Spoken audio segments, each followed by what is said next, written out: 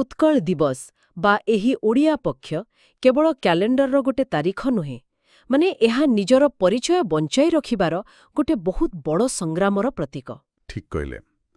କିନ୍ତୁ ମୋ ମନରେ ଗୋଟେ ପ୍ରଶ୍ନ ଆସୁଛି, ମାନେ ପ୍ରାଚୀନ କାଳରେ ଗଙ୍ଗାଠାରୁ ଗୋଦାବରୀ ଯାଏଁ ବ୍ୟାପିଥିବା ଏତେ ବଡ଼ ଉତ୍କଳୀୟ ସାମ୍ରାଜ୍ୟ ଏତେ ସହଜରେ ଖଣ୍ଡବିଖଣ୍ଡିତ ହୋଇଗଲା କେମିତି?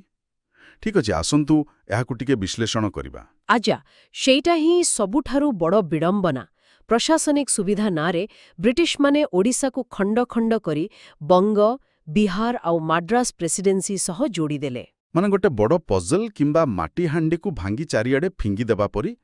ନା, ତାହେଲେ ଆମେ ନିଜର ଏଇ ଭାଷାଭିତ୍ତିକ ଅସ୍ତିତ୍ୱ କେମିତି ରକ୍ଷା କଲେ? ଏଠାରେ ସବୁଠାରୁ ଆକର୍ଷଣୀୟ କଥାଟି ହେଉଛି ଆମର ନାମର ଉତ୍ପତ୍ତି। ଉତ୍କଳ ଅର୍ଥାତ୍ ଯେଉଁମାନେ କଳାରେ ଉତ୍କର୍ଷ ଲାଭ କରିଛନ୍ତି, ଆଉ ସେଇପରି ଉଡ୍ର ଶବ୍ଦରୁ ଓଡ଼ିଶା ଆସିଛି।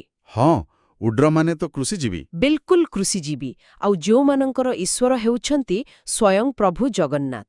ସେଇଥିପାଇଁ ତ ମଧୁସୂଦନ ଦାସଙ୍କ ନେତୃତ୍ୱରେ ଯେତେବେଳେ 1903 ମସିହାରେ ଉତ୍କଳ ସମ୍ମିଳନୀ ଗଠନ ହେଲା, ସେମାନେ ବୁଝିଥିଲେ ଯେ ଆମକୁ ଭାଷା ଆଉ ସଂସ୍କୃତି ହିଁ ଏକଠି କରିପାରିବ। ଆଚ୍ଛା, ତାମାନେ ଏପ୍ରିଲ 1, 1936ରେ ଯେଉଁ ସ୍ୱତନ୍ତ୍ର ପ୍ରଦେଶ ଗଠନ ହେଲା, ତାହା କେବଳ ଗୋଟେ ଭୂଖଣ୍ଡ ନଥିଲା। ନା, ଆଦୌ ନୁହେଁ। ଏହା ଥିଲା ଏକ ବିଶାଳ ସଂସ୍କୃତିର ସୁରକ୍ଷା କବଚ। ଆଉ ଏହି ସଂସ୍କୃତିର କେନ୍ଦ୍ରବିନ୍ଦୁ ଥିଲେ ପ୍ରଭୁ ଜଗନ୍ନାଥ। ଯଦି ଆମେ ଏହାକୁ ଟିକେ ଗଭୀର ଭାବେ ଦେଖିବା, ତାହେଲେ ମନେହୁଏ ସବୁ ରାସ୍ତା ଯାଇ ସେ ଜଗନ୍ନାଥଙ୍କ ପାଖରେ ହିଁ ମିଶୁଛି। ହଁ, ଆପଣ ଯଦି ଏହାକୁ ଗୋଟେ ବୃହତ୍ତର ଦୃଷ୍ଟିକୋଣରୁ ଦେଖିବେ, ଜଗନ୍ନାଥ ହେଉଛନ୍ତି ସବୁଠାରୁ ରହସ୍ୟମୟ ଦେବତା। ମାନେ ସେ ବୈଷ୍ଣବ, ବୌଦ୍ଧ, ଶାକ୍ତ, ଶୈବ ସମସ୍ତଙ୍କୁ ନିଜ ଭିତରେ ସାମିଲ କରିଦେଇଛନ୍ତି। ଏଠାରେ ବିଷୟଟି ପ୍ରକୃତରେ ବହୁତ ରୋଚକ ହୋଇଯାଏ। ଆମ ସୂତ୍ରଗୁଡ଼ିକ ଅନୁସାରେ ଆଧ୍ୟାତ୍ମିକତାର ଏହି ପ୍ରଭାବ ଆମ ସ୍ଥାପତ୍ୟ କଳାରେ ବି ଦେଖିବାକୁ ମିଳେ। ମୁଁ ପଢ଼ୁଥିଲି ଯେ ମନ୍ଦିର ନିର୍ମାଣର 3ଟି ମୁଖ୍ୟ ଶୈଳୀ ଅଛି ଯାହା ସାରା ବିଶ୍ୱକୁ ପ୍ରଭାବିତ କରିଛି। ଓହୋ, ଆପଣ ରେଖ, ପୀଢ଼ ଓ ଖାଖରା ଶୈଳୀ କଥା କହୁଛନ୍ତି ତ? ହଁ, ସେଇଆ। ମାନେ ରେଖ ଶୈଳୀ ଯେମିତିକି ଲିଙ୍ଗରାଜ ମନ୍ଦିର ପରି ଊର୍ଦ୍ଧ୍ୱମୁଖୀ ହୋଇଥାଏ। ତାପରେ ପୀଢ଼ ଶୈଳୀ, ଯାହା ଜଗମୋହନ ପରି ଛାତ ଆକାରରେ ଥାଏ। ଏକଦମ ଠିକ୍। ଆଉ ତୃତୀୟଟି ହେଲା ଖାଖରା ଶୈଳୀ। ଏଗୁଡ଼ିକ କେବଳ ପଥର ନୁହେଁ, ବରଂ ଆମ ବିଶ୍ୱାସର ପ୍ରତୀକ। ସତରେ, କିନ୍ତୁ କଳାର ଏହି ଉତ୍କର୍ଷ କେବଳ ପଥର ମନ୍ଦିରରେ ତ ସୀମିତ ନୁହେଁ, ଏହା ଆମ ହସ୍ତଶିଳ୍ପ ଓ ନୃତ୍ୟରେ ମଧ୍ୟ ଏବେ ବି ଜୀବିତ ଅଛି।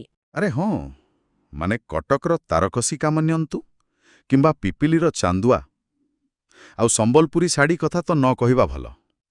ଏହାସହ ଆମର ଓଡ଼ିଶୀ ଛଉ ଆଉ ଡାଲଖାଇ ପରି ନୃତ୍ୟ ଆଜି ବି ବିଶ୍ୱସ୍ତରରେ ପ୍ରସିଦ୍ଧି ଲାଭ କରିଛି। ତେବେ ଏହା ଏକ ଗୁରୁତ୍ୱପୂର୍ଣ୍ଣ ପ୍ରଶ୍ନ ସୃଷ୍ଟି କରେ। ଏସବୁ କ'ଣ କେବଳ ବ୍ୟବହାର୍ଯ୍ୟ ସାମଗ୍ରୀ ବା ମନୋରଞ୍ଜନର ମାଧ୍ୟମ? ନା, ବୋଧହୁଏ ନୁହେଁ। ଠିକ୍ କହିଲେ। ଏସବୁ ହେଉଛି ଓଡ଼ିଆ ଅସ୍ମିତାର ଅମ୍ଳାନ ପ୍ରତିଛବି। ଯେତେବେଳେ ଆମେ ଖଣ୍ଡ ବିଖଣ୍ଡିତ ଥିଲୁ, ଏହି କଳା ହିଁ ଆମକୁ ଏକାଠି ବାନ୍ଧି ରଖିଥିଲା। ବାଃ, ଖୁବ୍ ସୁନ୍ଦର କଥାଟିଏ କହିଲେ। ତେବେ ଏସବୁର ଅର୍ଥ କ'ଣ ଆଜିର ସମୟରେ? ଏପ୍ରିଲ 1ରୁ 14 ତାରିଖ ପର୍ଯ୍ୟନ୍ତ ଯେଉଁ ଓଡ଼ିଆ ପକ୍ଷ ପାଳନ କରାଯିବାର କଥା କୁହାଯାଉଛି, ତାହା କେବଳ ଗୋଟେ ଉତ୍ସବ ନୁହେଁ। ବିଲକୁଲ ନୁହେଁ। ଏହା ହେଉଛି ନୂତନ ପିଢ଼ିକୁ ନିଜର ଐତିହ୍ୟ ସହ ଯୋଡ଼ିବାର ଗୋଟେ ଜରୁରୀ ପଦକ୍ଷେପ। ନିଜ ଚେରକୁ ନ ଚିହ୍ନିଲେ ଆମେ ଆଗକୁ ବଢ଼ିପାରିବା ନାହିଁ।